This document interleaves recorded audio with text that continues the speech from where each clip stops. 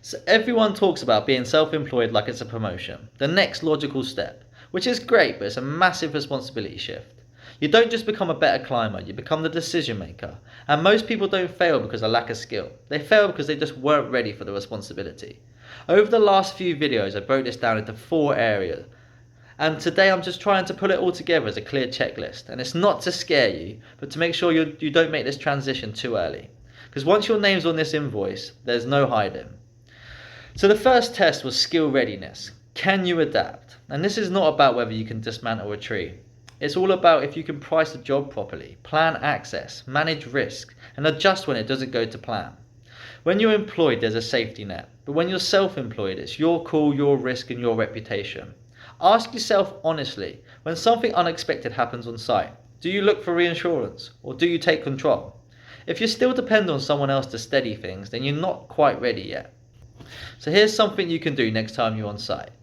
Act like the entire outcome rests on you. Price it in your head. Think about how you would go around the whole job. Ask yourself, what would you do if something goes wrong? If that makes you feel a little uncomfortable, then it's kind of your answer. Test 2 was financial readiness. Can you survive the gap? Unfortunately, confidence doesn't pay the bills. Cash flow does. Do you have enough savings to survive the slow months? Do you actually know what your overheads are? So things like insurance, equipment, fuel, maintenance, tax, downtime. Tree work is definitely not consistent. Weather disrupts weeks, machines break, and clients with delayed payments. Freedom feels great, but stability keeps you in the game. If one bad month would push you into panic mode, then just think about building a little buffer first. Just a rough benchmark. Something like three months of personal and business expenses covered. I know that's a lot, but it will definitely help, because tree work doesn't always go to plan. The third test was reputation readiness. Do people trust you, not just your boss? When you're employed, you borrow someone else's name. When you go independent, you start building your own. So ask yourself, do contractors request you personally? Do clients remember your name? Would someone recommend you without hesitation? As reputation is built before you step out, not after. If your phone wouldn't ring tomorrow without the employer backing, you've still got a little bit of groundwork to do. Think of this, if you stopped working tomorrow, how many people would message you asking where you've gone? And if there's no one out there, then you're kind of still invisible. Test 4 was emotional readiness. Can you handle a responsibility?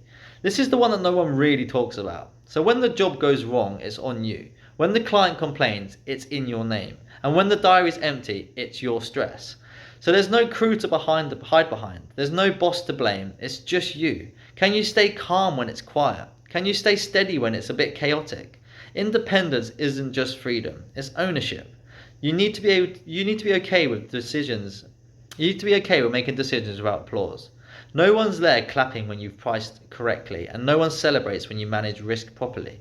But you still have to do it. Going self-employed is definitely a massive transition, but you can make it a lot easier if you're ready. If you can generally answer yes to all these 4 tests, skill, financial, reputation, and emotion, then you're not gambling, you're just transitioning. And that's the difference between someone who lasts or someone who ends up back in employment in the first 6 months asking what happened.